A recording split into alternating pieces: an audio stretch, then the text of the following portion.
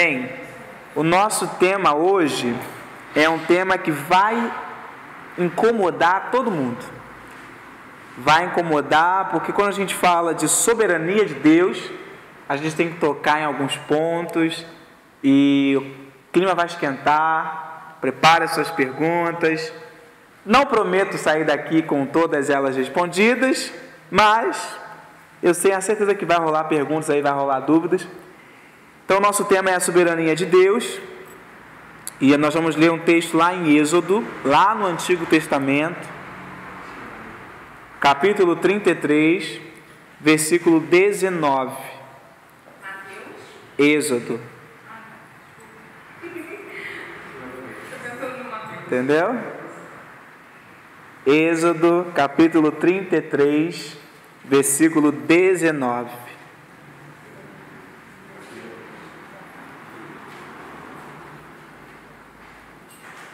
Vocês com as Bíblias digitais, outros com a Bíblia de papel.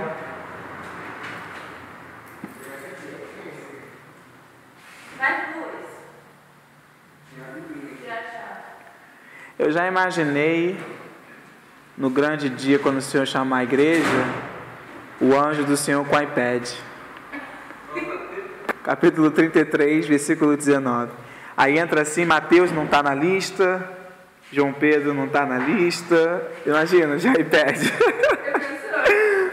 Porque a gente tem que entender que a tecnologia dos céus é muito mais avançada do que a tecnologia aqui, né? Então assim, antes não está no céu e está na porta lá, Alisson. Então, Alisson, seu nome não está aqui no livro, no iPad. Foi Êxodo capítulo 33, versículo 19. Posso ler? Diz assim, olha. Respondeu-lhe o Senhor: eu farei passar toda a minha bondade diante de ti, e te proclamarei o nome do Senhor. Terei misericórdia de quem eu tiver misericórdia, e me compadecerei de quem me compadecer.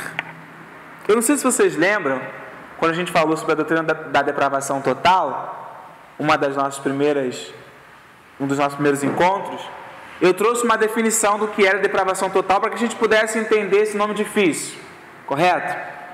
Então, assim como nós fizemos com a doutrina da depravação total, nós vamos começar com uma definição do que é soberania de Deus. Alguém já deve ter noção, quando a gente fala de soberano, a gente lembra do período da Idade Média, o período onde os reis estavam sob poder, até mesmo querendo sobressair mais do que a igreja. Você lembra do soberano, tá? Na história você tem essa imagem lá atrás. Mas então o que significa essa soberania de Deus, esse atributo de Deus, essa perfeição de Deus? Simples.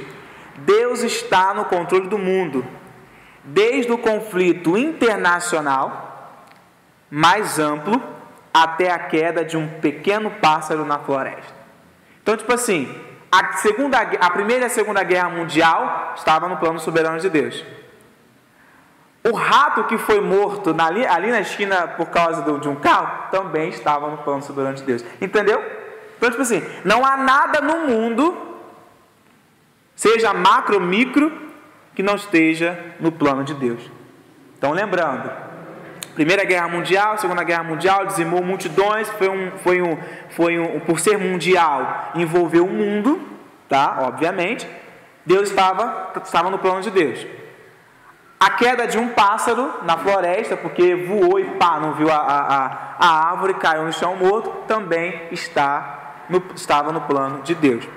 E aí em Isaías 46, versículos 9 e 10, vai dar uma definição também maior, mais ampla até, do que vem a ser a soberania de Deus. Eu vou ler, tá? Só presta atenção.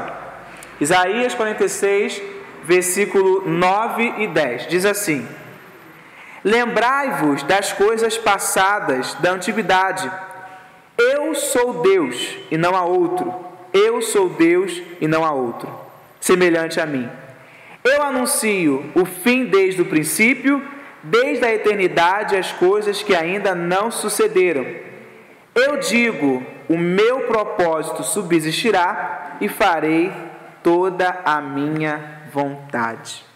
Tá? Isaías 46, versículo 9, versículo 10 é um texto que a gente entende um pouquinho mais a respeito dessa soberania de Deus.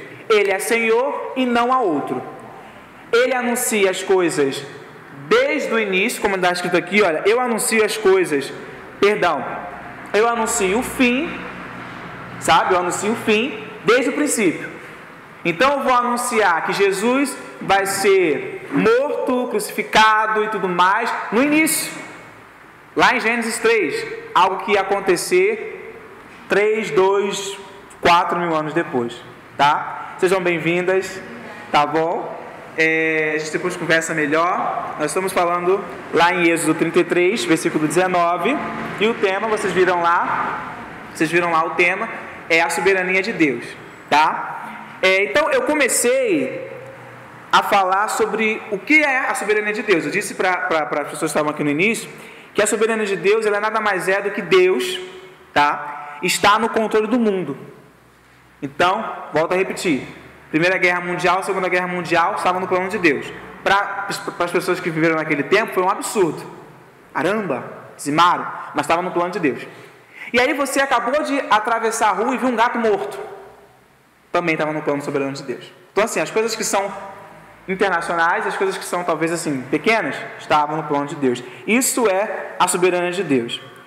Aí eu tenho uma frase aqui muito bonita do Spurgeon que ele fala o seguinte, olha, esta doutrina é o caule vigoroso da árvore que impede que a nossa vida seja abalada pelos ventos da adversidade. Vocês entendem um pouco de planta, biologia, né? Vocês entendem a importância do caule. Então não vou ficar fazendo explicações aqui biológicas não, até porque eu não vou nem dar esse trabalho, eu sou péssimo em biologia. Ela é a rocha que se ergue para nós em meio ao dilúvio de incerteza e confusão. Ela é clara e ela é doce. Entende? Da mesma forma que o caule é importante para alimentar, né, a árvore, se eu estiver falando besteira vocês me corrigem. Da mesma forma, essa doutrina, ela é o nosso alicerce no momento de desespero, no momento de dificuldades, de situações que você fala assim, por que isso não foi evitado? Saber da soberania de Deus é um refúgio, é um consolo, tá? Vamos lá. Os homens se dispõem a permitir que Deus esteja em todo lugar. Você quer ver uma coisa? Quando você fala de Deus, você fala de Deus Criador. O Deus que pintou o universo, Deus que colocou lá Mercúrio, Vênus, Terra, Marte, Júpiter, Saturno, enfim. Você vê o universo, a galáxia, a Via Láctea, você vê, caramba, que bonito, que arquiteto, que maravilhoso. E aí os homens, né, isso eu ponho em modo geral, põem Deus em toda parte, maravilhosamente muito bem.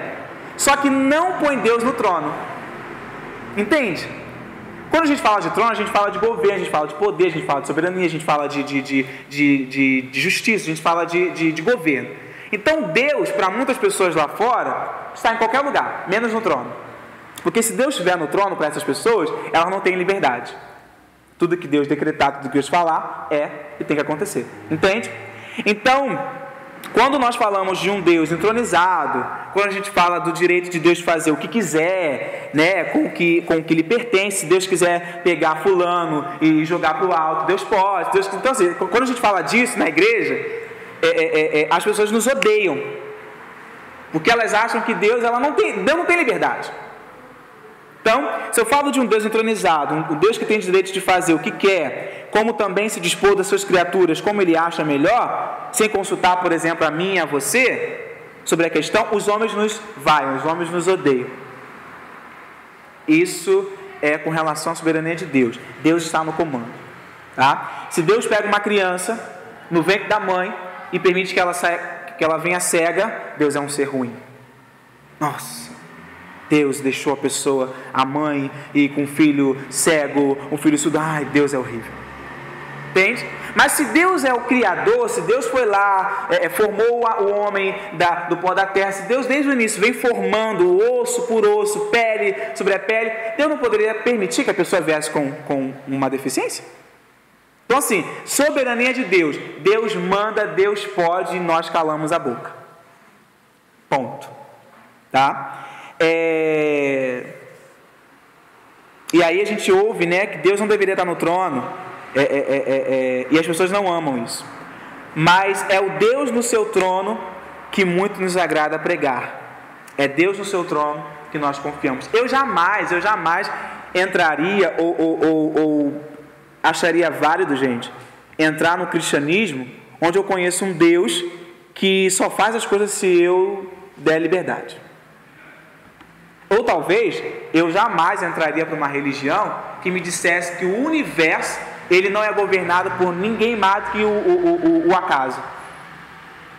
Quem em sua sã consciência, diga para mim, quem em sua sã consciência habitaria seguro no planeta Terra, sabendo que o planeta Terra está na mão do nada? Você acabou de acordar, está flutuando aqui, por quê? Não tem ninguém conduzindo isso. Não tem ninguém que soube exatamente o nível de gravidade para que pudesse estabilizar as coisas. Então assim, da mesma forma que eu não admitiria viver num mundo onde o governo desse mundo é o nada, fica todo mundo aí fazendo o que quer, eu também não admitiria ter um Deus que não fosse um Deus soberano. Não fosse um Deus que pudesse fazer como Ele quer, como Ele acha que deve fazer. Entende? Aí, quando a gente fala de soberania de Deus, a gente entra naquela questão, João Pedro, se Deus determinou tudo, então eu não tenho liberdade, eu não tenho livre-arbítrio. Aí é um pouco difícil você conciliar a soberania de Deus com a responsabilidade do homem. Se Deus, por exemplo, decretou todo mundo, o que vai acontecer e o que não vai acontecer, então vai para o inferno porque Deus decretou. Não vai para o inferno por causa dos seus pecados. Não, porque Deus mandou você para o inferno. Entende? Então assim, é bom a gente já ir para o problema, sabe? Aquele problema que vocês estão surgindo na cabeça, da responsabilidade do homem e da soberania de Deus. Como é que isso concilia? Tá? Responsabilidade do homem e a soberania de Deus. Aí eu quero dizer para vocês o seguinte: Deus escolheu soberanamente colocar cada uma das suas criaturas na condição que Ele quis. Um exemplo que eu vou dar para vocês. Deus criou os anjos, amém? Vocês concordam com isso? Deus criou os anjos? Amém. Só que Deus criou certos tipos de anjos que estavam no estado condicional e outros não. Como assim, João Pedro? Se você abrir em 1 Timóteo, capítulo 5, versículo 21, olha o que o apóstolo Paulo fala. 1 Timóteo, capítulo 5, versículo 21. Ele fala uma coisa muito interessante. Deus criou os anjos, alguns Ele colocou no estado condicional e outros Ele deu uma posição imutável. E aí você vai ver no capítulo 5 de 1 Timóteo, capítulo 21, que ele fala o seguinte: conjuro-te diante de Deus e de Cristo e dos anjos eleitos. Olha só, tem até anjo eleito? Que negócio estranho. Então, dentro da soberania de Deus, Deus escolheu, colocar alguns anjos no estado condicional, passível do pecado, entende? E Ele também escolheu colocar alguns anjos no estado incondicional. E aí você sabe de cabeça um desses anjos. O nome dele está na ponta da língua. Então, Deus quis fazer isso. A única forma que nós entendemos porque Satanás é o que é hoje, porque ele levou terça parte dos anjos e tudo mais, porque ele, o próprio Deus, colocou esses anjos, ao criá-los, colocou esses anjos na posição, no estado de condição, no estado condicional. E aí, ele pegou outros anjos e separou para eles, reservou para eles. Anjos que não se entregam ao pecado, homens que não se rebelam, anjos que não se rebelam. Por quê? Porque ele estabeleceu Cristo como a sua cabeça. Estranho isso a gente falar sobre anjos dessa forma, né? Mas é assim que aconteceu. Tá? Da mesma forma que Deus fez isso com anjos, Ele fez isso com um homem. E quem foi o homem que Ele fez isso? Adão. Adão foi criado num estado condicional. Se você comer essa árvore, melhor, do dia que você comer essa árvore, você vai morrer. Logo, se ele não come, ele não morre. É uma condição. Concorda comigo? O que aconteceu com Adão? Comeu da árvore. Deus criou Adão num estado condicional. Numa realidade onde ele poderia pecar ou não. É interessante que tem um filósofo, quem gosta de filosofia vai gostar dele, que é Agostinho, que ele fala o seguinte: olha, antes da queda, o homem tinha total livre-arbítrio. Podia comer a hora que quisesse, não também comer. Só que ao pecar, ao desobedecer, ele perde o livre-arbítrio. Entende? Então, naquele momento ali, Adão estava no estado condicional, como Deus aprove. E aí também Deus coloca Israel no estado condicional. Você vai ver, por exemplo, que Deus, ele dá diversas leis para Israel, gente. Êxodo capítulo 19, Êxodo capítulo 20, Êxodo capítulo 24. Olha, é uma série de leis, mas aí o povo de Israel estava com um coração duro. Sabe, você vê diversas vezes Deus indo lá até Israel voltando. Aí você vê isso, por exemplo, em Juízes. Você termina o capítulo muito bem de Juízes. Aí no capítulo seguinte, e o povo de Israel voltou a fazer o que era mal perante o Senhor. Aí Deus envia o inimigo. O inimigo então acorrenta o povo clama por Deus, e Deus então envia o juiz, aí o juiz governa, daqui a pouco o juiz morre, aí, até o juiz morrer, a coisa mantém a paz. Juiz morreu, e o povo de Israel voltou a fazer o que era mal perante o Senhor. Então você vê que a nação de Israel foi posta num estado condicional, podendo e não podendo. Entende isso? E aí você também vai perceber que Deus permite as ações humanas pecaminosas, e Deus realmente permite os pecados, mas sempre por seus bons propósitos. Deus não é o autor do pecado. Deus não é o autor do mal. A resposta que a gente tem quando você faz aquela pergunta: João Pedro, quem criou o mal? Eu vou te responder uma coisa que muitos na antiguidade responderam: o mal é a ausência do bem. Se não há um padrão de bondade, se não há um padrão do que é o bom, existe o mal. Entende isso? Deus ele não criou Deus ele não foi o autor do pecado. Foi dado para Adão a oportunidade de não pecar. Quem quis pecar? Deus coagiu Adão a pecar? Adão foi lá e eu quero pecar, quero desobedecer. Agora, Deus simplesmente colocou outros, e eu espero que todos nós sejamos nesse grupo, no estado incondicional, onde Cristo é o cabeça, por meio de Cristo somos salvos. Entende isso? Até aí ficou claro basicamente como é que funciona? Tá? E aí eu já vou respondendo as perguntas que vocês possivelmente vão fazer. Deus não é o autor do pecado. Tá? Entendendo que Deus colocou algumas pessoas no estado condicional e outras não, você consegue compreender que elas vão ao inferno por causa dos seus próprios pecados. Entende? E você também percebe que Deus também não é o autor do mal, que é simplesmente a ausência dele. A ausência da justiça de Deus, a ausência da adoração a Deus, faz com que nós sejamos idólatras. Mas Deus não criou a idolatria. Entende isso? A ausência, por exemplo, do padrão de Deus para a sexualidade leva ao adultério, à prostituição e à homossexualidade. Mas Deus não criou o adultério, nem a prostituição e nem a homossexualidade. Entende? A ausência do padrão de Deus é que deu permissão a isso. No jardim no Éden, quando Adão e Eva pecam, eles saem, você percebe que eles foram e geraram filhos. E aí muitos vão querer argumentar comigo que foi por causa do pecado que então Adão e Eva fizeram filhos. Não. O sexo foi instituído por Deus antes da queda, capítulo 1 e capítulo 2. Só que o pecado a queda fez com que lá na frente os filhos descendentes de Adão e de Eva tivessem, por exemplo, 2 esposas. Você vai ver isso no capítulo 5, na genealogia de Caim, por exemplo. A primeira pessoa que tem 2 esposas, se eu não me engano, eu não lembro agora o nome. E aí você tem já não tem mais a monogamia, você tem a poligamia. Deus criou a poligamia? Deus criou um homem, Deus criou uma mulher. Adão foi criado, não é bom que o homem viva só. Adão dorme, Deus vai lá, cria uma mulher. Adão olha, opa, essa é osso dos meus ossos, carne da minha carne, será chamada varoa, Eva, bela, bonita, só tem você aqui, você é minha, pronto, acabou.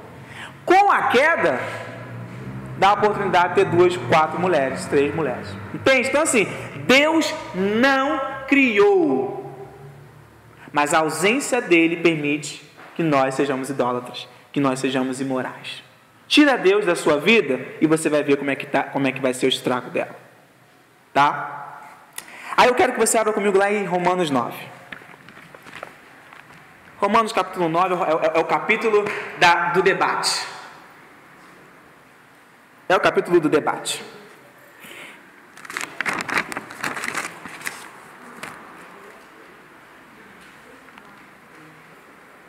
Até aí tudo bem? Tá? Romanos 9. Não estiver entendendo, você pergunta, tá, gente? Diz assim Romanos capítulo... Diz aí Romanos capítulo 9. Posso ler? Em Cristo, 9:1. Em Cristo, digo a verdade, não minto, dando-me testemunho à minha consciência no Espírito Santo, que tenho grande tristeza e contínua dor no meu coração, pois eu mesmo desejaria ser separado de Cristo por amor de meus irmãos, que são meus compatriotas, segundo a carne, são israelitas, pertence-lhes a adoção de filhos, a glória, as alianças, a lei, o culto, as promessas, deles são os patriarcas e deles descende Cristo segundo a carne, o qual é sobre todos, Deus bendito eternamente. Amém. Não que a palavra de Deus haja falhado, pois nem todos os que são de Israel são israelitas, nem por serem descendentes de Abraão são todos seus filhos. Pelo contrário, em Israel será chamada a tua descendência. Isto é, não são os filhos da carne que são filhos de Deus, mas os filhos da promessa são contados como descendência de Abraão. Pois a palavra da promessa é esta: por esse tempo virei e Sara terá um filho. Não somente esta, mas também Rebeca, quando concebeu de um só Isaque, nosso pai. Contudo, não tendo eles ainda nascido, nem tendo feito bem ou mal, para que o propósito de Deus, segundo a eleição, ficasse firme, não por causa das obras, mas por causa daquele que chama, foi-lhe dito a ela: o maior servirá ao menor. Como está escrito: amei a Jacó e aborreci a Esaú. Que diremos, pois? Há injustiça da parte de Deus? De maneira nenhuma, pois ele diz a Moisés: compadece-me-ei de quem me compadecer, e terei misericórdia de quem eu tiver misericórdia. Assim, pois, não depende do que quer, nem do que corre, mas de Deus que se compadece. Porque diz a Escritura a Faraó: para isto mesmo te levantei, para em ti mostrar o meu poder, e para que o meu nome seja anunciado em toda a terra.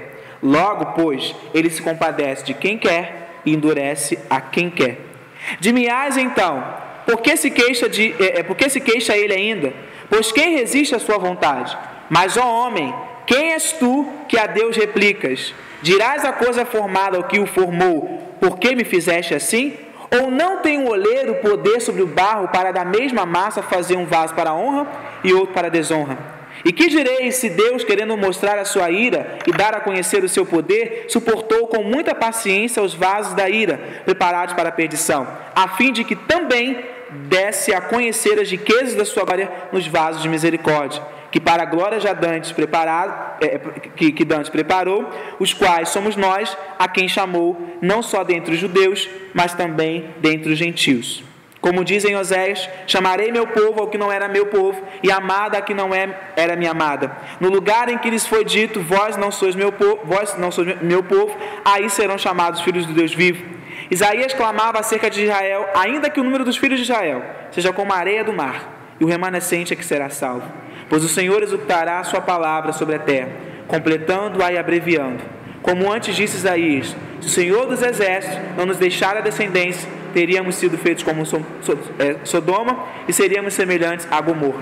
Que diremos, pois, que os gentios que não buscavam a justiça alcançaram? Sim, mas a justiça que vem da fé. Mas Israel, que buscava a lei da justiça, não chegou a atingir essa lei. Por quê? Não a buscavam pela fé, mas como pelas obras da lei. Tropeçaram na pedra de tropeço, como está escrito: vede, eu ponho em Sião uma pedra de tropeço e uma rocha de escândalo, e todo aquele que nele crê não será confundido. Esse é o capítulo mais polêmico de toda a discussão da Bíblia. Por quê? Você acabou de ler que Deus ama alguém e odeia a outra pessoa. É o que você acabou de ler. No original, a palavra aborrecer muitas das vezes significa odiar. Então você acabou de ler na Bíblia Deus amando alguém. Bebês, no ventre da mãe, Deus amando um e odiando o outro, sem que esses neném saiam da barriga e que fofinho. Enfim, Deus ama um e aborrece o outro.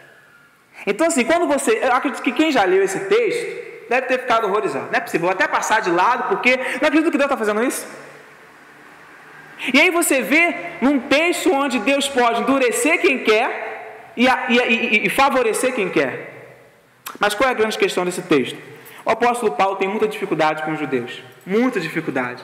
Se tem um povo que foi pedra de tropeço, no sentido de que foi, na verdade, um calo no pé de apóstolo Paulo, foi os judeus. E aí você vê que no capítulo 9, no inicinho, ele fala o seguinte: olha, eu queria tanto dizer isso para vocês, e eu coloco o Espírito Santo de Deus como testemunha. Eu queria ser arrancado do corpo por causa dos judeus. E é a mesma coisa que o profeta, o líder Moisés faz lá em Êxodo. Ele não fala isso: Senhor, tira o meu nome do livro da vida por causa desse povo. Então, o mesmo desejo que Moisés teve por causa do povo, né, a rebeldia do povo, eles perderam o nome dele no livro da vida, Paulo também está querendo fazer isso. Mas é algo impossível. Por que o apóstolo Paulo está dizendo isso? Porque, gente, o povo de Israel era o povo da promessa. Quem aqui leu o Antigo Testamento vê que o povo de Israel era o povo top. É o queridinho, é a menina dos olhos do Senhor. E aí você vê, eu queria muito, e digo isso para vocês, eu quero que eles estejam no corpo também. Quero que eles estejam no corpo também. E aí você percebe que ele fala: olha, deles são as alianças. As alianças que Deus fez com o povo. Deles são os patriarcas, Abraão, Isaac e Jacó. Então assim, o apóstolo Paulo, ele anuncia o motivo da tristeza dele. Eu estou triste porque o povo de Israel não seguiu, o povo de Israel rejeitou Cristo, e até hoje rejeita. Então se Paulo tivesse vivo aqui até hoje, ele estaria triste até hoje. Porque até hoje o povo de Israel rejeita Cristo, espera o Messias, espera o tempo ser restaurado. Então você percebe que o apóstolo Paulo fala: olha, gente, eu estou triste por causa deles. Estou triste. Mesmo o apóstolo Paulo sendo perseguido pelos judeus, ele fala: eu estou triste, porque eles não reconhecem a Cristo. E eles receberam todas essas maravilhosas bênçãos. O Cristo veio pela descendência deles, cara. E agora eles rejeitam Cristo. E aí, o apóstolo Paulo, ele declara tudo isso. E qual pode ser a sua pergunta, que foi a pergunta daquele povo? Tá, se Deus é soberano, João Pedro, ele faz o que quer, manda aonde quer, faz o que quer e tudo mais. Se ele é soberano, ele colocou no povo de Israel a salvação. Por que então o povo de Israel não aceitou? Deus falhou. Não é essa a sua resposta? Deus falhou. Não, Deus falhou. Não é possível. Se eles eram o povo da promessa, estava sobre eles a aliança, os patriarcas, Messias viria por eles, eles não aceitaram, ele falhou. Não é essa a pergunta que as pessoas vão? Ele falhou. Ele falhou. E aí o apóstolo Paulo diz o seguinte: a palavra de Deus falhou? Não. Sabe por quê? Ele então vai dar uma definição do que é israelita. Sabe? O engraçado, eu estava preparando um estudo para a gente poder fazer na sexta-feira, o Amanda. Aí eu estava lendo sobre esse capítulo. E o povo de Israel tinha a concepção de que porque eles se circuncidavam, e homens entendem muito bem isso, eles eram salvos. Podia ter vivido a vida que fosse, mas era circuncidado, vou para o céu. Abraão está me esperando no paraíso. Entende? Então o apóstolo Paulo fala o seguinte: olha, nem todos que estão em Israel são de fato israelitas. Então você percebe que o apóstolo Paulo está dizendo assim, olha, a palavra de Deus não falhou, porque na concepção de vocês, na minha concepção, ser israelita é ser filho de Abraão. Concorda comigo? Só que na concepção de Deus, ser filho de Abraão é ser filho da promessa e não ser filho de Ismael. Então qual é a confusão na nossa cabeça? Se o povo de Israel deveria aceitar a Cristo e não aceitou, Deus falhou. Nada disso, porque Deus escolheu dentre o povo um povo. Quando Abraão tenta dar aquele jeitinho, né, jeitinho brasileiro, que a gente hoje conhece como jeitinho brasileiro, vem a Sara, dorme com a minha serva H aí, aí tem um filho. Quem é que nasce? Ismael. Deus aceita Ismael como filho da promessa? Só que não veio de Abraão. Você não vê a briga entre os palestinos e os israelenses? Você não vê essa briga infernal que existe? Por causa dessa confusão aí. Mas Deus deixou de abençoar e dar terra, nada disso. Só que Deus disse, eu escolhi Isaac. Eu disse para Sara que ela vai ter um filho. Não importa se Abraão já está velho, caído, se Sara também já está toda acabada, não importa. Eu falei que vou dar um filho da promessa. Esse filho vai vir. E aí vem Isaac. Então somente os descendentes da promessa é que são chamados por Deus como filhos. Então dentro do povo de Israel, dentro da nação de Israel hoje, existe um povo eleito. Então, se a nação de Israel hoje não aceita Cristo, não reconhece Cristo como Messias, não se preocupe, Deus não falhou, porque dentro do povo de Israel tem um povo que Deus separou. Porque ele vai falar o seguinte, olha, não somente eu rejeitei dentro da família de Abraão, escolhendo Isaac, mas Rebeca e Isaac, você lembra disso? Esaú e Jacó eram bebês. E aí a gente não pode olhar para cá e falar assim, poxa, Deus escolheu Jacó e rejeitou Esaú, mas eles eram bebês. Mas antes de serem feito qualquer tipo de mal, qualquer tipo de obra, Deus foi lá e escolheu Jacó. Então assim, dentro da história, Deus vem selecionando. E não adianta dizer que era filho de Abraão, porque se não fosse filho da promessa, não fosse filho da, não caminhasse nos mesmos passos de fé que Abraão caminhou, não era filho. Foi isso que João Batista disse lá no Jordão. Vocês vêm para cá, vêm dizer que é filho de Abraão, mas você sabe muito bem que Deus pode fazer dessas pedras filho de Abraão. Então, não pensemos nós, que porque papai e mamãe, né, se nós fôssemos judeus, para você poder entender melhor, é o que eles estavam pensando na época, porque meu pai e minha mãe são judeus, eu fui circuncidado ao 8º dia, eu sou filho da promessa, eu sou salvo, eu sou israelita. Nada disso, nada disso. Corre um grande risco de morar em Israel, ser judeu, ser israelita na sua concepção e não entrar no paraíso. E aí Deus fala, aí o apóstolo Paulo fala o seguinte, olha, Deus não falhou, porque quem Deus escolheu veio. Abraão, Isaac, Jacó. Dentro de toda aquela nação de Israel, Deus foi escolhendo pessoas. Então a gente olha para Israel, a gente fala, não, Israel, hoje Deus... Olhando para Romanos 9, você vê que é muito diferente. Dentro da própria nação, Deus fazendo escolhas. E aí você vai ver, por exemplo, mais para frente a gente vai falar sobre Faraó. João Pedro, a Bíblia vai falar que Deus endureceu o coração de Faraó, mas a Bíblia vai dizer que Faraó tinha um coração endurecido. Entende isso? Deus não só endureceu, mas Faraó também tinha um coração endurecido. Então não foi só o fato de Deus endurecer, foi o fato de que Faraó, livre, na concepção dele livre, endurecia o seu coração e não deixava o povo de Deus ir. Mas Deus também vinha e endurecia o coração. Quando Moisés chegava diante dele, Faraó dizia, não vou liberar o povo. Então, você entende que Deus se compadece de quem quer e tem misericórdia de quem quer. Então, entendeu mais ou menos o capítulo?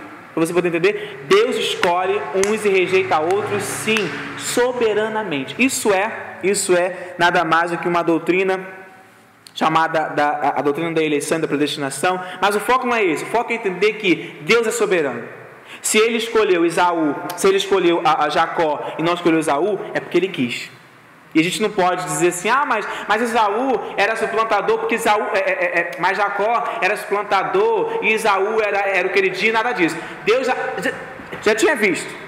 Só que antes deles darem essas atitudes, antes de Jacó ser suplantador e antes de Esaú vender a sua primogenitura, Deus já tinha escolhido. Então a gente não pode dizer que Deus escolheu porque Jacó ele fez alguma coisa interessante, que Deus que agradou, nada disso. Bebês, antes de nascer, sem terem feito cocô, Deus escolheu lá dentro. Então assim, é vontade de Deus. Isso é soberania. A gente sabe, você que estuda história, você sabe que quando a família real chegou aqui, isso era comum. Você sabe muito bem que existiam vasos onde se colocava dejetos. Quem é que leu isso na história? Vasos que eram utilizados para dejetos. A família real cagava, tá? De fato, pegava o vaso e lançava. Eu não lembro agora. Fica lá onde é a Alerj. Esqueci agora o nome. Enfim, então assim, ele fala o seguinte: olha, existem vasos que são para honra e vasos que são para desonra. Porque o apóstolo Paulo tem a visão de, naquela época, o oleiro fazer vasos para ficar na mesa fazer vasos para ficar, né, na frente, embelezar o lugar, e há vasos que são utilizados para coisas horríveis. Então, quando ele utiliza a ideia de vaso aqui, ele está entendendo o seguinte: olha, Deus é o oleiro. Então, se ele tem vasos para honra, ele é o oleiro. Se ele tem vasos para desonra, quem é o oleiro? Fala para mim. Aí ele faz a pergunta: quem é você para falar para o Criador que te fez assim, te fez assado? Quem é a gente? Ah, Senhor, por que o Senhor me fez com o cabelo duro? Ah, por que o Senhor me fez sem uma perna? Eu fico me perguntando assim: quem somos nós para dizermos ao Senhor por que Ele fez isso, por que Ele não fez aquilo? Vontade soberana. Entende isso? Eu não vou me aprofundar não, porque o capítulo 9 é muito problemático. Eu não quero dizer que você é predestinado ou não. Isso é muito perigoso. Mas vamos lá para um outro ponto que eu tenho anotado aqui. Deus se compadece de alguns e endurece outros. João Pedro, como é que isso acontece? Eu vou te explicar. Deus endurece uns, não permitindo que o seu espírito ilumine o coração. Gente, eu prometo a vocês vão encontrar isso no domingo à noite. Pessoas que sentam, abrem a Bíblia, levantam as mãos, dão glória, sentam de novo, ouvem a palavra, levanta, recebe a bênção apostólica, vai para casa e está com o coração endurecido. Talvez você hoje senta aqui, senta no domingo, levanta a mão, adora, senta de novo, ouve a palavra, recebe a bênção apostólica, vai para casa, mas o seu coração já foi iluminado. Hoje você entende que você é depravado. Hoje você entende que você não merece o céu. Você vai para o céu por causa da obra de Cristo. Hoje você entende que o que você tem que receber de restituição é o inferno, porque é uma coisa que você e eu merecemos. Entende? Restitui o que é meu, então restitui o inferno, que era meu por direito, porque eu merecia o inferno. Sabe? Você entende que você não é raro. Hoje de manhã eu passei uma tristeza, gente. Eu falei com o Matheus, Matheus, acho que eu vou deixar de ver a consagração quando aquela mulher vier de novo. De manhã, eles estão uma irmã aqui, fazendo um adendo, né? A música Raridade é muito bonita, né? As pessoas ouvem a música Raridade, né? Aquela coisa maravilhosa, você é ouro puro de Ofir, papapá. Gente, mas a música tem tanta heresia, que o pastor até de manhã falou uma coisa interessante. Você sabe o que é ouro puro de Ofir? Está cantando por quê? É assim mesmo que ele falou. Quem estava aqui de manhã viu isso. Então assim, só que eu fiquei muito mal. Por quê? Porque eu já estudei a música. Eu sei que a música do começo ao fim, gente, é ladeira abaixo. Não tem nada de bom na música. Acho que uma coisa que sobra no máximo é o nome da música Raridade e a melodia. Porque assim, a letra é chão para baixo. E aí eu de manhã estava ali em pé, aí cantando, e a letra fugindo, porque é muito tempo que eu não ouço, né? E aí eu, meu Deus do céu, cara, você é um espelho que reflete a imagem do Senhor. Não chore, seu mundo. Eu fiquei assim, Jesus, não sou eu. Ainda bem que não tinha ninguém, amigo meu reformado aqui de manhã, porque eu ia ficar assim mal. Porque, gente, nós não somos pedras preciosas, nesse sentido. A Bíblia tem muita coisa ruim para falar da gente. Eu só vou te dizer um texto, Romanos 3:23. Todos pecaram. Todos estão pior que o esgoto da pavuna diante de Deus. Eu já preguei aqui, a gente falou sobre Efésios capítulo 2. Você já viu a mesa de defunto no enterro? É aquela mesa ali que você estava diante de Deus. Um monte de gente morta assim diante de Deus. E você hoje é vivo por causa de Cristo. Então tudo que nós fazemos e pedimos é por misericórdia. Por isso que eu tenho horror de pessoas que chegam diante de Deus e falam assim: Deus, porque eu decreto, porque eu mando, porque eu não sei o que. Eu falo: gente, você não manda nada. Se Deus fizer, o Mateus fez uma coisa engraçada hoje quando ele está indo para casa. Se Deus fizer assim do trono, você desaparece, gente. Se Deus fizer assim, desaparece. Eu fico imaginando, Deus, presta atenção. Eu fico imaginando Deus com a mão segurando o globo terrestre. Ou melhor, o pé dele fica sobre o globo. A Bíblia fala que a terra é a estrada dos pés de Deus. Então imagina Deus, né, metaforicamente falando, a gente sabe que Deus não tem pé, espírito e tudo mais, mas a Bíblia declara que a terra, o globo, é o estrado dos pés. A gente sabe que estrados é o lugar onde o rei, né, põe os pés. Então imagina a terra, globo terrestre, os pés do Senhor ali. Se os pés estão sobre a terra, imagine se ele fizer assim. Se ele fala que ele sustenta, melhor. Se ele fala que ele mede o universo com a palma da mão, e você demora anos-luz para fazer isso com uma nave espacial, e Deus faz assim, mede tanto. E aí o homem está fazendo aquela roda, aí está assim, 15 mil anos assim. 15 mil anos assim. Aí 30 mil anos assim.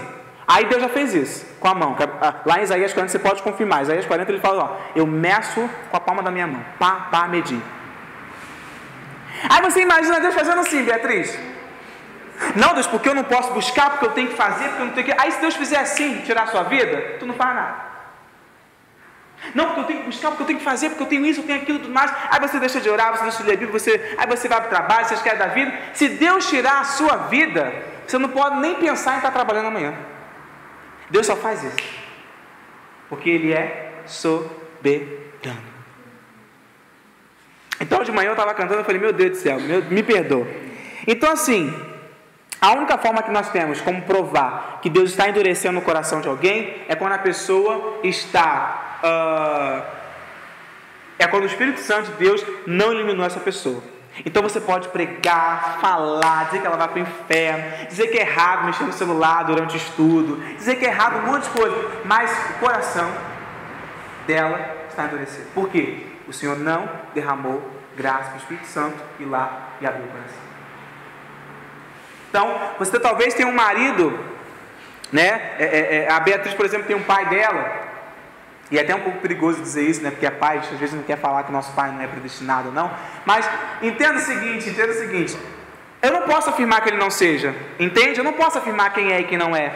Sabe? Por mais que eu defenda isso, eu não posso afirmar quem é e quem não é. Mas eu posso dizer uma coisa para vocês. A única prova que eu tenho é que se o coração do homem ainda está endurecido, é porque Deus não permitiu que o Espírito Santo de Deus iluminasse.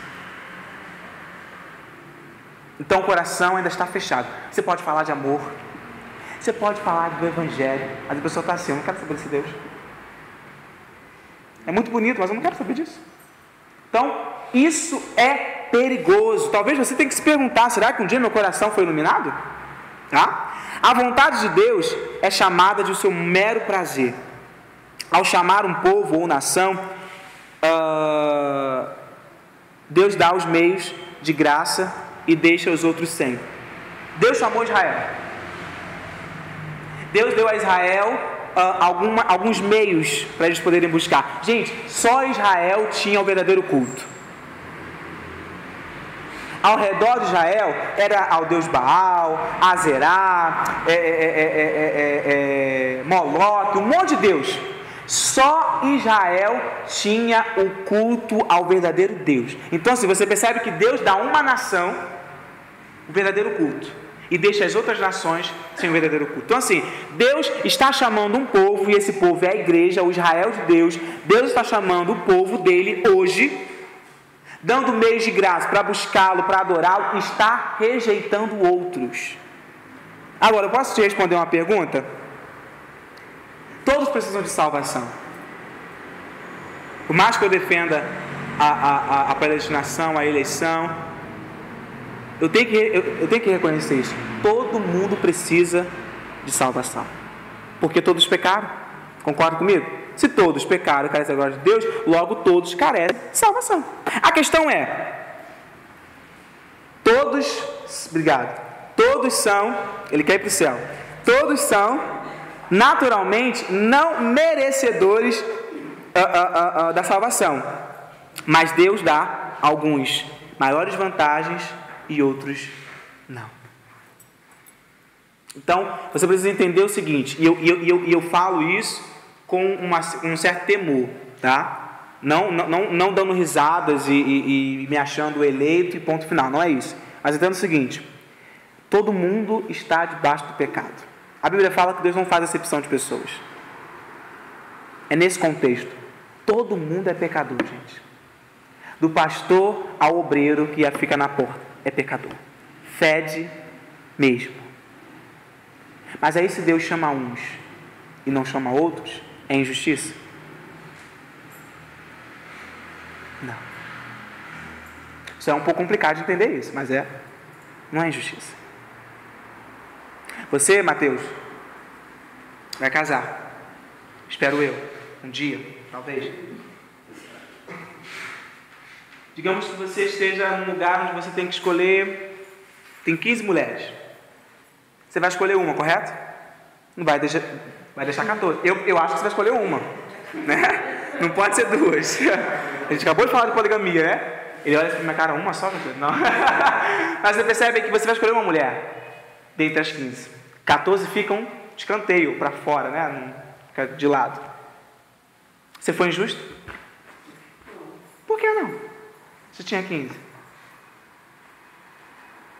Entende? Todas elas estavam esperando um gatinho. Oi? Se pudesse ficar com as 15, eu escolheria 15. Se pudesse, mas não pode. Se pudesse, mas não pode. Essa é a questão. Se pudesse, mas não pode. Deus, Deus quer. Deus quer. Olha só a heresia que eu ia falar agora. Deus pode. A questão é, não quer. Entendeu? Deixa ele perguntar. Se ele morreu por todos, por que ele não pode salvar todos? Prova isso que você pode falar na Bíblia. Ué, mas a Bíblia não diz. Eu vou te responder essa pergunta. Fala, Lucas. Pergunta. Se eu pudesse ficar com as 15, Você ficava? por que eu não posso ficar com as 15? Porque Há um padrão. é um padrão, entendeu? Correto. Né? Esse é o motivo. Se fosse um motivo, se não tivesse nenhum, eu poderia ficar com as 15. Claro. Então, se Deus, por que Deus não pode ficar com todo mundo? Aí é a questão. A questão é, ele é o próprio padrão, a vontade é dele, correto? Então assim, se ele decide ficar com uns e não, ele está fazendo o que é padrão, o que é próprio dele. Entende? Mas você acabou de colocar uma coisa interessante. Não podemos ficar com as 15 por causa do padrão. Para nós o padrão é isso aí. Deus nos revelou esse padrão. Deus não é o próprio padrão? De acordo com o próprio Deus, ele não é o próprio padrão? Então, se ele, como próprio padrão, decide conceder misericórdias a uns e não ao outro, ele não está fugindo o padrão dele, mas o teu padrão, por exemplo, entende? Mais ou menos ficou compreensível? Como é que funciona isso? Sim, mas A questão é, Beatriz. o padrão é dele e ele faz o próprio padrão. Aham. Ele não dá o próprio padrão também. Ele fala, não, meu padrão é salvar todo mundo, tá? É isso aí. Não, eu só tô tentando. Não, eu tô te entendendo. Eu não vou te condenar no inferno, não, pode ficar tranquilo. Fica tranquilo. Fala, Beatriz. Não, exemplo, uma pessoa que faz tudo certinho, é tudo, mas também quase perfeito, né? E ele decide não salvar. Por quê? A questão é, vou te perguntar uma coisa. Você sabe o conceito de bondade? O que é bondade? Ato de amor, misericórdia, tudo mais. Mas você sabia que os nossos conceitos, muitas das vezes não são os conceitos de Deus? Quer ver uma coisa? Você é casado, seu marido, belo, recatado do lar, e você tem uma filha. Você tem uma filha. Eu vou na sua casa, pego a sua filha, estrupo a sua filha, esquartejo a sua filha está morta. Você entrou dentro de casa, me pegou, e você e seu marido me levam para o tribunal. Se o juiz bate o martelo e diz assim, ele é inocente, você vai ficar maluca. Você vai querer matar o juiz e matar a mim. Primeiro a mim, que é mais fácil, não estou com segurança. Depois o juiz, que vai tentar passar pela segurança. Entende bem? Seu padrão de justiça vai dizer o seguinte, eu quero que faça justiça. Matou minha filha. Matou minha filha. Agora você tem 10 mandamentos. 10 mandamentos. Se você mentir, na sua concepção você está cometendo um só pecado dentro dos 10 mandamentos. Concorda comigo? Porque a Bíblia fala que você não pode mentir. Mas se você mente para o Lucas, você está roubando do Lucas o direito de ouvir a verdade. Logo são 2 pecados. De 10, você cometeu 2, restam 8. Se eu continuar dizendo que você roubou a verdade do Lucas, mentiu na sua concepção e uma outra série de coisas, você quando você for ver, você não cumpriu os 10 mandamentos. A questão é, Deus não deve julgar com justiça a sua quebra dos 2 mandamentos dos 10? Entendeu? Entendeu? Não, é para você poder pensar. É para você poder pensar. Deus deu 10 mandamentos. Deus deu 10 mandamentos. E, gente, olha só. De 10 mandamentos, presta atenção, Bia. Presta atenção. Os 10 mandamentos é o padrão de Deus de justiça, gente. Porque se você não adora outro Deus, você não tem o nome de Deus em vão, você não mata, você não rouba, você não cobiça, e uma série de coisas dentro dos 10 mandamentos, você praticamente diante de Deus é justo. Aí você faltou com 2 mandamentos. Você pode se dizer justo? Deus não tem que vir com justiça? A questão é, Ele decidiu não exercer justiça no sentido do final dos tempos, com alguns que são aqueles que eles escolheram. Entende? Por isso que todo mundo está no pecado. Para que não houvesse justiça. Por exemplo, os meninos, Esaú e Jacó, eram crianças, eram bebês, eram fetos. Não fizeram nada. Estão no mesmo nível. Porque até então os gêmeos nascem juntos. Um na hora de sair é que sai um na frente e o outro no calcanhar. Mas até então, juntos. A gestação, juntos. Então não estão num nível igual? Se Deus escolhe um e rejeita o outro, Deus foi injusto? Entende como é que funciona? Então assim, eu não estou usando argumento lógico não, gente. Eu estou simplesmente usando a Bíblia, dizendo o seguinte, gente, é o que ele quis. O que eu posso fazer? Eu me rendo, eu tenho que, é o seu que fez, então bora, eu me rendo. Você na barriga, antes de sua mãe te gerar e tal, ele já sabia, então por que não deixa vir? Oi? Por que não deixar? Não sei, bota um que ele gosta, que ele escolhe. Mas a questão é, Beatriz, olha só, a questão é, quando Adão e Eva pecaram, sabe o que eles fizeram com a humanidade? Eles passaram para o nosso DNA pecado. Sabe por que você tem crianças que nascem com problemas deficientes? Por causa do pecado. Você sabe por quê que uma criança nasce cega? Por causa do pecado. Está aqui, Você tem hoje provado que, por exemplo, uma gestante que fuma, que bebe, ela pode ocasionar para o filho problemas sérios lá para frente? Sim. Mas pecado está aqui na veia. O que Adão e Eva passou para a gente foi pecado. Foi morte, deformidade e uma série de outras coisas.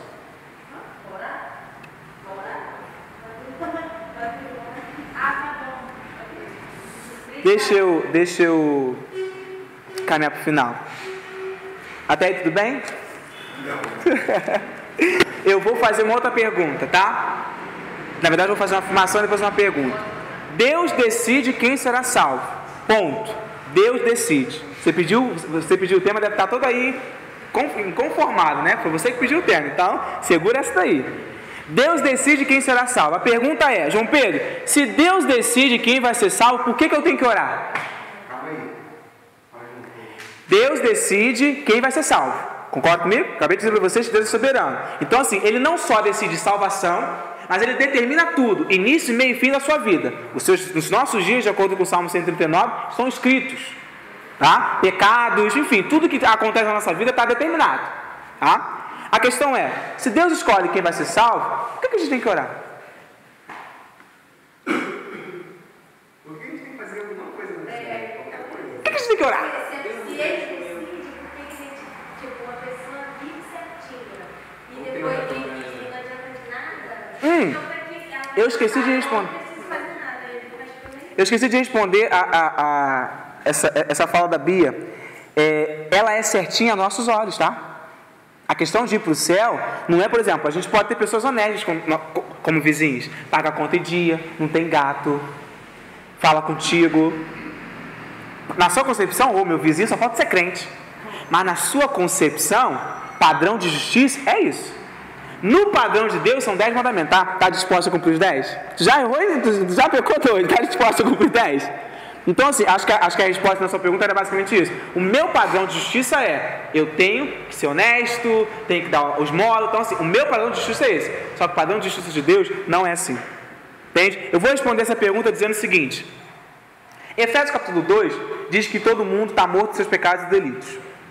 Romanos capítulo 6 vai dizer que capítulo 6, versículo 17, vai dizer o seguinte, somos escravos do pecado, tá? João 8,34 vai dizer que se o Filho não nos libertar, nós não seremos libertos, concorda comigo? 2 Coríntios capítulo 4, versículo 4, vai dizer o seguinte, nos quais o Deus desse século cegou o entendimento dos incrédulos. Efésios 4,18 vai dizer o seguinte, deixa eu abrir aqui para a gente não ficar só nas minhas palavras. Efésios 4,18 vai dizer o seguinte, olha, entenebrecidos do entendimento, separados da vida de Deus, pela ignorância que há neles, pela dureza do seu coração. E aí Romanos 8,7 vai dizer o seguinte, a inclinação da carne é inimizade contra Deus, ou seja, é natural do homem sem Cristo, sem Deus, estar inclinado para o pecado. A pergunta é, precisamos orar então, por que se Deus decide quem será salvo? A resposta está, nós oramos para que Deus ilumine o coração dessas pessoas. Porque a única forma que Deus decretou da fé vir por meio dele, porque a fé também vem de Deus, tá gente? Esse negócio de que fé vem de Deus. É com a pregação da palavra. Romanos, capítulo 10, versículos 14 e 15. Como virão se não há quem pregue? Como pregar se ninguém se dispõe aí? Como crerão naquele de que nada ouviram? A fé vem pelo ouvir. E ouvir a palavra de... Então se você não pregar, Deus decretou uma maneira correta de você pregar o Evangelho e os seus eleitos virem. Qual foi o meio? Pregação da palavra. Por que, Lucas, que eu faço questão de fazer uma pregação linha por linha no domingo à noite? Porque a única forma de uma pessoa vir a Cristo e recebê-lo, e Cristo receber e o eleito aparecer, é com a pregação do Evangelho. Por que eu não sou a favor de pregações de bênçãos, de vitórias, de que você tem que fazer, de que você tem que... Porque isso não é pregação do Evangelho. Pregação do Evangelho é você mostrar quem é o homem sem Deus e quem é Deus para o homem. Fala. Não pode-se dizer que alguém que não está na igreja, que não crê em Jesus, pode ser que ela seja escolhida desde o nome. Sim, lá fora. Aí, como é que ela virá? Deus vai enviar alguém. Esse alguém vai falar. Sim, mas se chega no final de tudo, não. A Bíblia fala que Deus só virá quando todos ouvirem o Evangelho. Entende? A gente entende que Cristo só voltará quando o último da dispensação dos gentios ouviu o Evangelho. Então assim. Se ela não crê, ela viu, mas ela não. Sim, aí que tá. Eu respondi isso no estudo que a gente falou sobre pecado.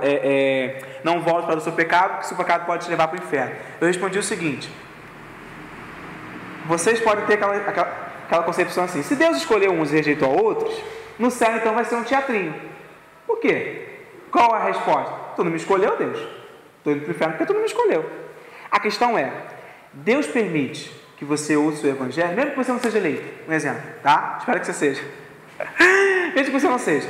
Ele permite que você ouça o Evangelho porque ele é bom. É um pouco assim, às vezes, a gente dizer isso, mas Deus permite que você, mesmo que não seja eleito, ouça o Evangelho porque ele é bom. Porque a única forma que ele terá para julgar você é você ter ouvido. Mesmo que você tenha pecado, a gente sabe que os nossos pecados é que são os nossos motivos de nos levar para o inferno, mas ouviu falar de Cristo, no culto, no domingo, na terça-feira. Então assim, não haverá inocente diante de Deus. Todo mundo que vai chegar diante de Deus não vai poder dizer que é inocente. Beleza, mas o que vai adiantar eu estar aqui agora? Se que adianta eu estar aqui domingo, eu quero ler a Bíblia todo dia, eu orar todo dia, se ele não escolheu, eu vou ficar no. Quem te prova que você não é eleito? Quem te prova que você não é eleito? Não sei quem prova que eu não sou eleito. Quem prova que eu sou, quem prova. Nós não podemos correr o risco, irmãos, de não vou porque eu posso não ser, não vou porque eu... Entendeu? A gente não pode correr esse risco. Não, eu estou te entendendo assim. Eu vou tentar e vamos enfinar, mas tipo assim, o que adianta eu fazer por onde vai chegar no final não? Não, aí é que tá. A gente corre o risco de tentar fazer por onde. Entende? A gente corre... Qual é a grande questão? Eu preguei isso, e a mensagem está até na internet, sobre Deus salva pecadores. Irmãos, eu não vou para o céu, Lucas, porque eu prego. E você não vai para o céu porque você faz boas obras. Ninguém aqui vai para o céu porque merece o céu. Se nós vamos para o céu porque alguém comprou o passaporte para lá. E quem foi esse alguém? Cristo. Lembra que na semana passada eu falei? Comprou só para metade. Eu posso dizer para você o seguinte: existe a graça e existe a lei. Eu não posso tentar viver sobre a lei, mas também não posso deixar ela de lado. Eu não posso tentar viver sem a lei, mas também não posso entender que a lei não me salva. Entende? Eu não posso ser um cara religioso.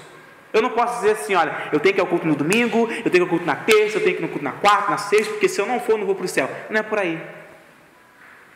Não é por aí. Lembra que eu falei para você, e para os jovens que estavam no domingo de manhã, eu disse assim para eles no domingo de manhã, quem não estava, tá? Falei assim, olha, quer saber se você é salvo? E aí o pessoal ficou, quero saber. E aí eu disse o seguinte, olha, saia daqui na escola dominical, vá para casa, entre em contato com seus contatinhos, né, que agora é moda falar contatinhos, entre em contato com seus contatinhos, marque 6 horas para sair daqui para você ir lá para o Rio Santo, ou para Via Show, que acho que já fechou, né, Via Show, né, mas sei lá, é para qualquer outro desses barzinhos aí. Vai para lá e bebe muito, bebe todo, não precisa nem vir à igreja. Não, vai para casa, marca lá teus contatinhos e vai embora. Aí eu perguntei assim, você faria isso? O Lucas falou que não, o André falou que não, Matheus falou que não, Larissa falou que não. Por quê? Porque tá na frente. Porque estava na minha frente. Por que vocês não fizeram isso? Aí eu falei assim, não, rapidinho, deixa eu concluir. Aí eu falei assim, vocês não fizeram isso? Porque isso é prova de que vocês já não têm mais prazer nisso. Não, ô Beatriz, olha só, entenda bem, eu não proíbo ninguém de beber. A Bíblia não proíbe ninguém de beber, tá? A Bíblia não proíbe você beber. Mas a questão é, se você sabe o problema do álcool todo, se você sabe o problema que tem, você tem, por exemplo, na família pessoas que são alcoólatras, e você vê o estado que elas passam, você é inteligente, concorda comigo? Você não vai beber. A questão é, eu não vou, a questão é Lucas, André, Matheus e Larissa não iriam para o barzinho no domingo, por quê? Porque isso não é prazeroso para quem diz que ama a Deus. Então, a prova de que você é um eleito, a prova de que você é salvo, é que Deus está chamando você aqui hoje, está te iluminando, está te dando um clareamento na vista, um clareamento no coração, e dizendo assim, olha, não é por obras, mas é por causa do meu filho. E Ele vai tirando todos os dias o prazer pelo pecado. Gente, a única prova que eu tenho de que Deus me chamou é que todo dia o pecado é morto. Todo dia. Você quer ver uma coisa? Eu pequei ontem. O pecado que eu pequei ontem, eu não devo cometer hoje, porque se eu amo a Deus, eu não faço. Então assim, a prova de que você pode ser um eleito é essa. O pecado que você antes amava, você odeia. Mas você vai deixar de pecar até que Cristo volte? Não. A questão é, você já não sente mais prazer em pecar. A Bíblia é clara. Eu tenho resposta para você, por exemplo, em 1 João. O apóstolo João fala o seguinte, olha, aquele que está na luz, aquele que está em Deus, não vive pecando. Então, quanto mais perto de Deus você está, menos prazer você sente pecado. E isso prova que você é chamado por Deus. Agora, a gente não pode correr esse risco de dizer, eu não sou eleito, por que eu estou fazendo na igreja? Porque não é pelo fato de você vir, de você levantar a mão, de você fazer, mas é por graça, entende? Então assim, as provas estão aí. As provas estão aí, é por isso que você está na igreja. É por isso que nós estamos numa congregação. A prova está aqui. Você ama o pecado como você amava antes ou você agora o odeia? Pecar hoje, quando você peca hoje, seja qualquer tipo de pecado, você faz isso com prazer? Como encontro marcado? Ou você quando peca, você se arrepende, você se entristece, você fala, não posso mais, você luta contra aquilo? Essa é a grande resposta. Deus pode estar te iluminando hoje, fazendo você se arrepender daquele seu pecado. E você vai para casa com um aborrecimento do pecado, um ódio do pecado, não querendo pecar. Mas se você pecar, você tem um advogado no céu que intercede por você. Ele é justo. Ele perdoa os nossos pecados. Entende isso? Eu nunca vou a Deus por causa dos meus méritos. Gente, se eu fosse até Deus por causa dos meus méritos, eu estava fulminado. De verdade. Eu lhe apresento o Cordeiro, que foi morto antes da fundação do mundo. Traga em minhas mãos a cruz, a Cristo. A única forma de você ser apresentado diante de Deus. Agora, porque eu salvo pela graça, eu vou viver na libertinagem? Nada disso. Nada disso. Fui salvo pela graça. Mas as minhas obras evidenciam que eu fui salvo. Como é que você pode dizer que você é cristão e você ama se você não prova isso na sua fé, na sua prática? Sua fé é morta. Sua fé é morta. Mas a questão é, nós temos que orar porque Deus decretou meios para que os eleitos dele viessem. Se todo mundo, se quem Deus escolheu vai ser salvo, então é tolice eu ficar pregando o evangelho. Nada disso. Ide para todo mundo pregar o evangelho. Irmãos, não tem coisa gloriosa para missionário do que essa doutrina. Porque eles vão para um lugar sabendo que, se eles pregarem para 500, talvez 3, 4, 5 foram salvos, mas eles estão lá porque Deus tem um grupo lá. O apóstolo Paulo fez muito isso. Foi para a cidade e Deus falou não quero que você vá para essa cidade. Ele saiu. Mas ele também foi para cidades em que aparece lá, e foram salvos aqueles que eram para ser salvos antes da fundação do mundo. Se ele não tivesse ido, Deus iria enviar o outro. Mas a única maneira que você tem de dizer que Deus vai chamar, pregando o evangelho. Por que eu faço questão de pregar o evangelho aqui? Na terça-feira ou no domingo? Porque eu sei que Deus vai salvar. Talvez não os que já estão aqui, mas os que vão chegar. Tem pessoas que entram aqui, gente, e só vêm aqui uma vez na vida, eu nunca mais vejo. Tem pessoas que você encontra na sua vida que nunca mais você vai ver. Você pregou o evangelho para ela, de repente ela era um eleito. Você perdeu a oportunidade de falar de Cristo. Deus vai enviar outra pessoa? Vai. Mas todos que Deus chamou para a salvação, um dia virão com a pregação do evangelho. Isso deve nos animar. Isso deve nos fazer orar.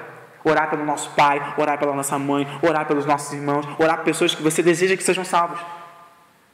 Nenhuma pessoa que, por exemplo, eu não posso crer na doutrina da eleição e não viver orando, não chorar pelos perdidos. Eu não posso, por exemplo, deixar de chorar pela pessoa que saiu da igreja. Eu não posso fazer isso, eu tenho que chorar por ela. Mesmo que eu entenda que ela não é, mas eu tenho que chorar por ela. Isso prova que eu amo a Deus, eu não queria vê-lo longe de mim, no céu. Entende isso?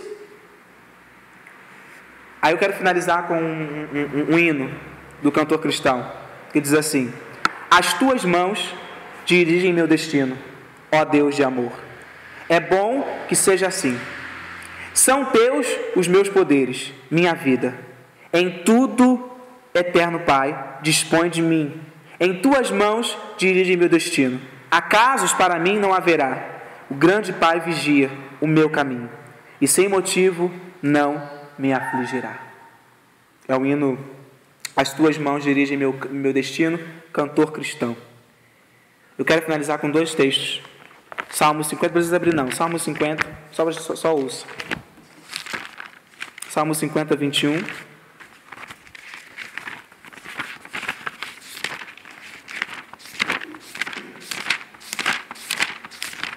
Salmo 50, 21 diz assim: estas coisas tens feito e eu me calei. Pensavas que eu era como tu. Essa é uma fala de Deus dizendo assim: olha, vocês pensam que eu sou como vocês? E Daniel, capítulo 4, versículo 35, diz o seguinte: todos os moradores da terra são reputados em nada, segundo a sua vontade. Ele opera no exército do céu e nos moradores da terra. Não há quem lhe possa deter a mão, nem lhe dizer: que fazes? Daniel, capítulo 4, versículo 35. Não há ninguém que possa se colocar diante de Deus e dizer assim: o que você está fazendo, Deus? Nada disso. Mas quando você estiver passando por uma dificuldade, lembre-se que Deus é soberano, Ele também está sabendo dessa situação. Quando a pessoa entende que Deus é soberano, no momento de dificuldade, ela sente que Deus está presente, porque foi Deus quem determinou aquela situação. Você já parou para pensar que talvez um pecado seu, ou uma dificuldade que você tenha passado, mesmo que você saiba que Deus tenha permitido, foi porque para você poder crescer, para você poder talvez amadurecer? Nada que acontece na nossa vida é por acaso. A Bíblia vai dizer, lá em Romanos 8, 28, sabemos que todas as coisas contribuem juntamente para o bem daqueles que amam a Deus, daqueles que são chamados segundo o seu propósito. Nada que nos acontece, gente, é por acaso. Nada que nos acontece, seja um tropeço, seja uma perda de chave, seja uma perda de dinheiro, nada que nos acontece é por acaso. Tem sempre uma lição para nós tirarmos. Na alegria, também na tristeza. Porque Deus é soberano. E tudo o que Ele faz tem um porquê. Se Ele derrama graça, tem um porquê. Se Ele não derrama graça, também tem um porquê. A questão é, isso faz de Deus um egoísta? Não, gente. Porque eu não mereço o céu. Isso faz de Deus um injusto? Também não. Porque eu não sou melhor do que você. Isso faz de Deus um fanfarrão? Nem um pouco. Isso faz de Deus, Deus. Isso faz de Deus soberano. Se Ele fizer, Ele é Deus. Ele faz. Se Ele também não fizer, vai continuar sendo Deus. Nós batendo o pezinho ou não. Não quero, não vou. Ele é Deus. Entende isso? Agora, eu quero fechar concluindo o seguinte. Talvez para nós, a gente vai trabalhar a doutrina da predestinação com mais calma. Eu só queria falar hoje sobre a soberania de Deus, mas eu precisei entrar sobre essa questão. Mas sabe por que a gente não consegue acreditar na predestinação? Eu nunca vou esquecer isso quando eu ouvi. Porque nós achamos que nós amamos os nossos parentes mais do que a Deus. Você quer ver uma coisa? Quem aqui quer ver o pai e a mãe no céu? Quem aqui quer encontrar um tio, uma tia, um amigo ou uma amiga no céu? Porque eu acho que eu amo mais do que a Deus. Então eu diria assim: Senhor, na minha concepção, minha mãe tem que ir para o céu. Na minha concepção, meu amigo tem que ir para o céu. Só que quem maior ou melhor do que Deus para dizer o que é verdadeiro amor ou não? Se Deus te chamou, sinta isso como um privilégio. Não para pisar nos outros, mas para você poder dizer: se Ele me chamou, vou viver para Ele. A questão é, Deus nos chama, mas a gente às vezes quer viver para nós mesmos. Essa é a questão. A gente quer viver para nós mesmos. Deus não fez isso. Deus a vida inteira, ou a eternidade inteira, fez só por fazer. Só por fazer. Mas eu quero que você saia daqui entendendo que Deus está no trono. Deus está no trono. Então, nada que acontece foge do olhar de Deus. Amém?